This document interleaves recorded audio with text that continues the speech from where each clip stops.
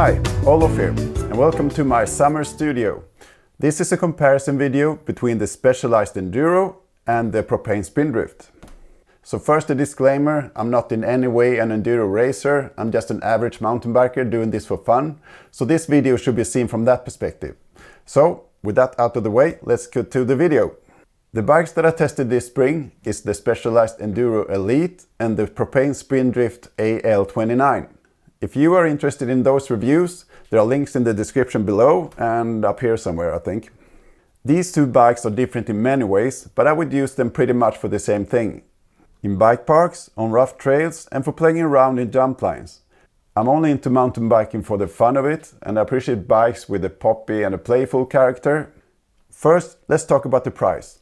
The prices stated here are probably a bit higher than you are used to see. That's because I live in Sweden and we are blessed with the highest taxes in the world and it's a small market too. Still, the Enduro costs more than twice as much as the Propain Spindrift. That's even with the lower or similar spec component level. So you do pay a premium for the brand Specialized, but the Enduro comes with a very nice carbon frame, complete with an absolute fantastic rear linkage. There is a carbon option for the Spindrift too. But from forum posts and discussions that I've taken part of, the Propain carbon frames seem to crack a bit too often for my liking. I have no idea how common Propain's broken carbon frames are, but a wild guess is that Specialized carbon frames seem to hold up better. Here are a few images from someone who recently broken his carbon frame on a Propain Tyee. I asked if this was the result of a big accident, but the owner claimed that he had hit the bash cart a few times, but not that hard. Propain does have a 5-year warranty on the carbon frames and in the end the owner was sent a new front triangle without any hassle. The aluminium frames from Propain on the other hand seems to be more or less bulletproof. Comparing components is very interesting since the Specialized Enduro Elite is one of the higher spec models in the Enduro line and the Propain Spindrift is a base model with a few individual upgrades.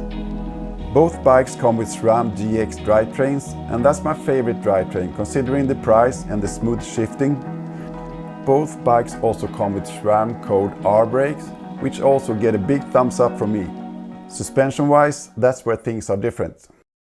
The lyric fork on the Enduro is no bad fork, but 170mm of travel on a 35mm wide fork has its limits when battling roots and rocks.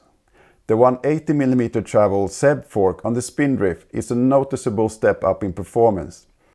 Both the fork and the shock on the Spindrift do not come with any compression switch, which is in the line of other freeride and downhill bikes, so having lockouts is in the Enduro's favor. In the rear, things get a lot more complicated. Both bikes actually have RockShox Super Deluxe shocks, but on the Enduro it's an air spring and on the Spindrift it's a coil. There are of course pros and cons and personal preferences around what type of shock to get. From my perspective, I prefer coils, mostly because of maintenance and issues with air shocks. Having to spend 200 euros for a full service just because the air and oil get mixed is nothing that I want to deal with. The rear linkage is of course very different on these two bikes too. The Spindrift is designed from the beginning to run coil shocks, which usually have a linear characteristics. The Enduro, on the other hand, is a pretty complicated 6-bar rear linkage system, which aims to move the rear wheel away and up from obstacles. I have a hard time comparing the rear suspension on the Spindrift since the coil was too soft for me, while the rear end on the Enduro was the best rear end I've ever felt on the bike. I never thought a big, long-traveled bike would be so much fun to ride on, at least downhill. The Spindrift felt a bit sluggish in comparison, most likely because that the coil spring was too soft for me, but it has also got 10mm more travel. If that is noticeable, I don't know. When it comes to the feel of the suspension kinematics as a whole, I lean towards the Enduro, since it's very fast and fun and very lively too. My nephew Wilmer, on the other hand, who's a lighter rider, had the exact opposite opinion and prefers the Spindrift.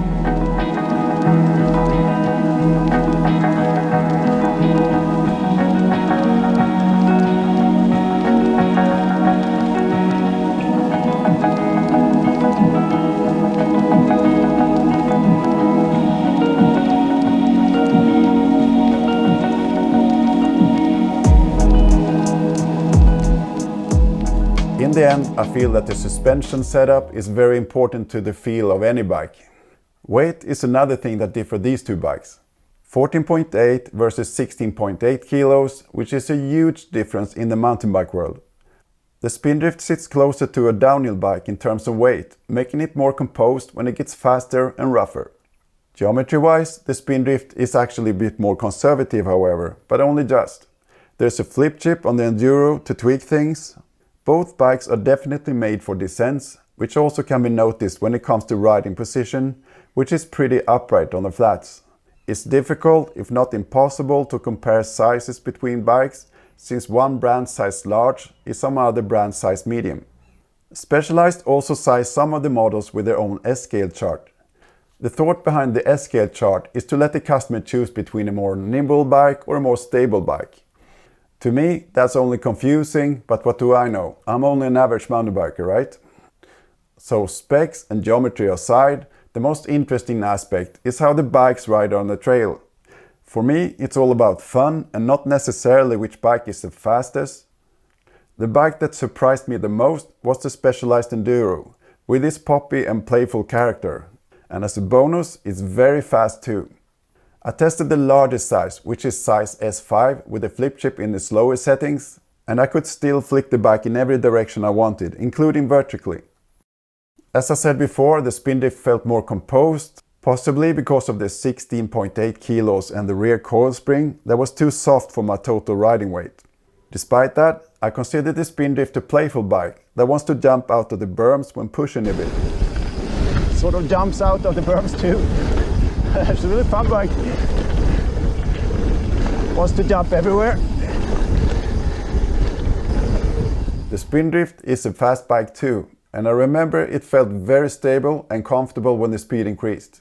To make the Spindrift even more playful, you could opt for the 27.5-inch wheels or perhaps even the mixed wheel size. There are more options and configuration variants available in general for the Spindrift. It's almost tailor-made. So, which bike will take the win then? The boring answer is that both bikes are winners. They are not bad bikes in any way. For me it comes down to price. If I had all the money in the world, I would go for the Specialized Enduro, simply because of its playful character. If it was my own hard-earned money, I would configure a mullet Spindrift with the exact components that I want. So that was it. I hope you liked this little comparison video. In my next video, I'm going to review 2 tow rope products. That could be interesting. Over and out.